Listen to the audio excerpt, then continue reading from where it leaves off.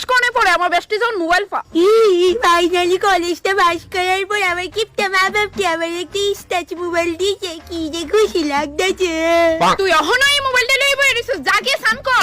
আমার যাইতাছি, তুমিও স্নান করবা আর তোমারও স্নান করাই দেই। বাইরে মুতরে তুই যদি টাচ মোবাইলটারে সান করা যা চুপচাপ সানো যা। চলে মা, মোবাইলটারে ভরপুর খেয়াল রাখবানি।